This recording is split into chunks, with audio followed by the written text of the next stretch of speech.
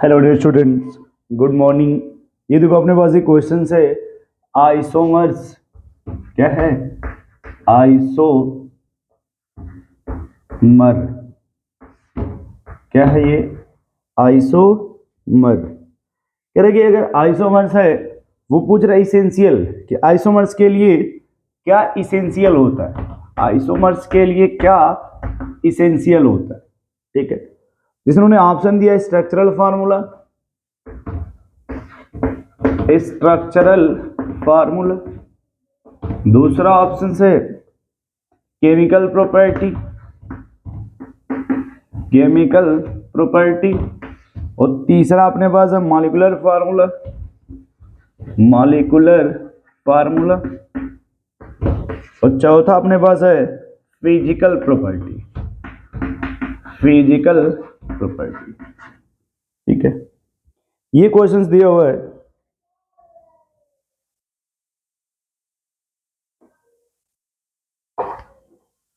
अब देखो यहाँ पे क्वेश्चन दिया कि अगर कोई भी आइसोमर्स होगा उसके लिए क्या इसेंशियल्स होता है ना। तो देखो कभी भी अगर हमें आइसोमर्स बोलना हो तो आइसोमर्स होता है सेम।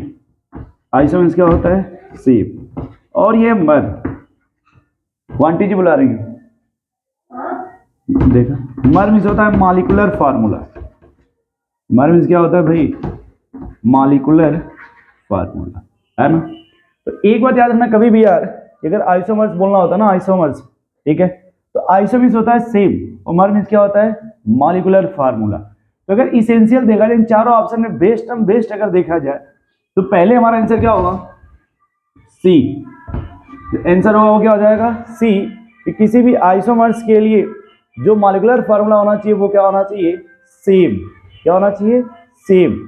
उसके बाद देखो क्या कहते हैं कि अगर मान लो स्ट्रक्चरल फार्मूला या फिर केमिकल प्रॉपर्टी या फिर फिजिकल प्रॉपर्टी, या तो केमिकल प्रॉपर्टी या फिर फिजिकल प्रॉपर्टी या फिर स्ट्रक्चरल फार्मूला। अगर देखो स्ट्रक्चरल फार्मूला को डिस्कस किया जाए थोड़ा, इसमें एक बात तो क्लियर है कि अपना आंसर हो गया सी। लेकिन अगर हम स्ट्रक्चरल फार्मूला को डिस्कस करना चाहें, ये स्ट्रक्चरल फार्मूला क्या है इसको डिस्कस करना अगर चाहें तो इसमें देखो एक टर्म होता है कि अगर किसी भी कंपाउंड का जो स्ट्रक्चरल फार्मूला है या तो वो सेम होगा या फिर वो डिफरेंट होगा। स्ट्रक्चरल फार्मूला का डिफरेंट होने का मतलब ये होता है कि जो अटैचमेंट होता है उस अटैचमेंट में डिफरेंस हो, जो अटैचमेंट होता है वो डिफरेंस होता है। और जब अटैचमेंट में डिफरेंस होता है तो फिर ये 6 प्रकार के होते हैं, ठीक है। एक को बोलते हैं चेन, दूसरे को बोलते हैं पोजीशन, तीसरे को बोलते हैं मेटामर, चौथे को बोलते हैं टाटोमर, पांचवे को बोलते हैं फंक्शनल, छठवें को बोलते हैं रिंग चेन आइसोमर, ठीक है।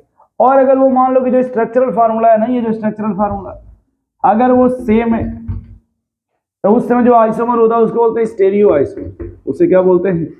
Stereo isomers. और जो स्टेरियो आइसोमर्स होता है दो प्रकार का होता है। एक को बोलते हैं कन्फार्मर, कन्फार्मर, और दूसरे को बोलते हैं कॉन्फिगरेशनल, कॉन्फिगरेशनल। ये जो कॉन्फिगरेशनल इसमें फिर दो होते हैं। एक को बोलते हैं ज्योमेट्रिकल, एक को बोलेंगे ज्योमेट्रिकल, दूसरे को बोलते हैं ऑप्टिकल।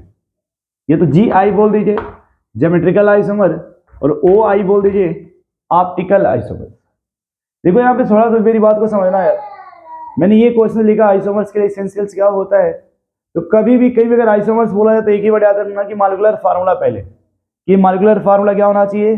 सेम। कभी भी कहीं भी अगर सवाल आइसोमर्स का पूछे तो बोलते ना मॉलिक्यूलर फार्मूला सेम होना चाहिए। अगर वो ऑप्शन नहीं दिया है, वो ऑप्शन नहीं दिया, तब आप लगाओगे फिजिकल प्रॉपर्टी या फिर वो अलग मैटर है, लेकिन जो दिया है पहले उसी को लगाओ मॉलिक्यूलर फार्मूला। अब देखो अगर फिजिकल प्रॉपर्टी का क्या मतलब है? फिजिकल डिफरेंस का मतलब होता है कि उसके फिजिकल का मतलब चेन में अगर ब्रेक डाउन हो गया है ना, तब वो चेंज होगा फिजिकल प्रॉपर्टी। केमिकल का मतलब होता है उसमें कोई फंक्शनल ग्रुप का चेंज हो रहा है। यदि फंक्शनल ग्रुप का चेंज होगा तो केमिकल प्रॉपर्टी भी चेंज होगा। अगर लेंथ में चेंज हो रहा हो, मतलब पोजीशंस में या उसके डबल बॉन्ड ट्रिपल पोजीशन में चेंज हो रहा है, तो फिर वो फिजिकल प्रॉपर्टी में चेंज होता है। नोट कर लो आप।